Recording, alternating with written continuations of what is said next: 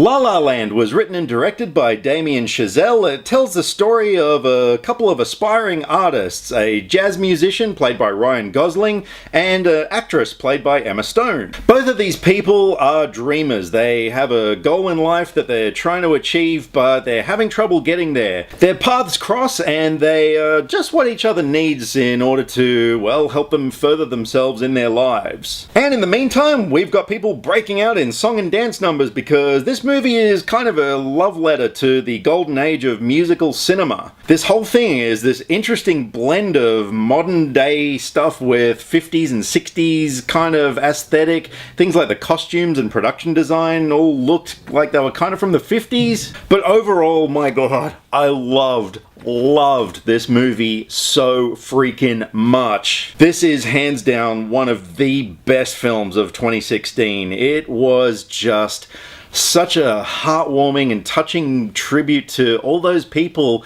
who have a dream. You know, those people who want to get somewhere in life and just having trouble finding the inspiration to get there. Emma Stone and Ryan Gosling gave the performances of their careers. The chemistry between the two of them was electric. You really felt as though these two were a couple, and they were just so believable in their roles. Like, they became these characters. From what I've heard, Ryan Gosling actually learnt to play jazz piano just for this role, and holy crap, you would think he'd been playing ever since he learnt to twiddle his fingers. The look of this whole movie was jaw-dropping. I'm not kidding. This is one of the best filmed movies I've ever seen in my life. If this doesn't get a cinematography Oscar, holy crap, I'm giving up on the Academy Awards forever. Not just the production design, which was just gorgeous, but the camera work and the lighting in this thing. There were so many things that looked like they were done in one take. I mean, a lot of them were.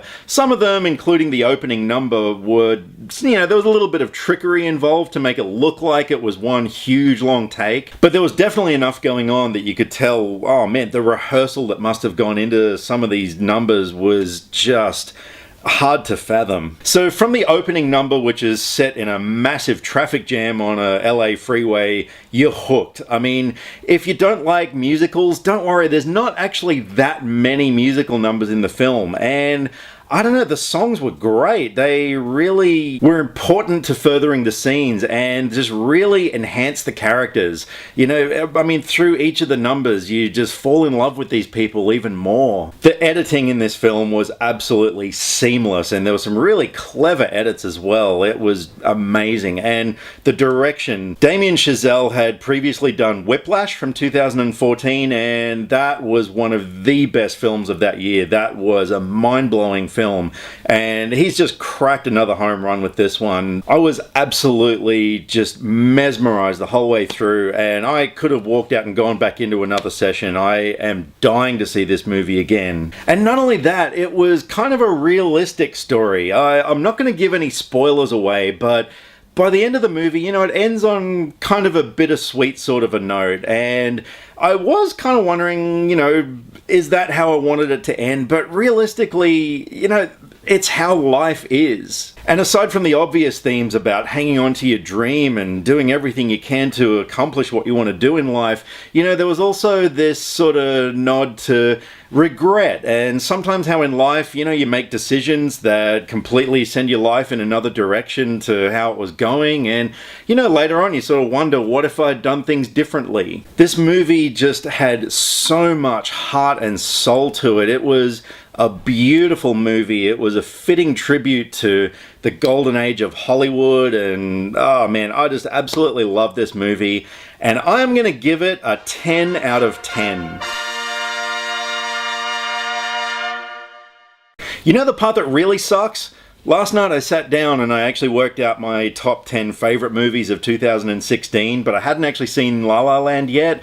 Now that I've gone to see it, I've got to rethink my damn list. So guys, if you haven't seen it, please make sure you go and see La La Land. It is one magical cinema experience. And if you've seen it, let me know what you thought. Did you love it as much as I did? I really hope so. So drop me some comments either here or on Facebook. All my social media links are down in the description below because I like to talk about movies and I would love to talk about movies with you. See you next time. Click subscribe to stay up to date with all the latest movie reviews. Skynet will be taking over any day now, so what have you got to lose? Yeah.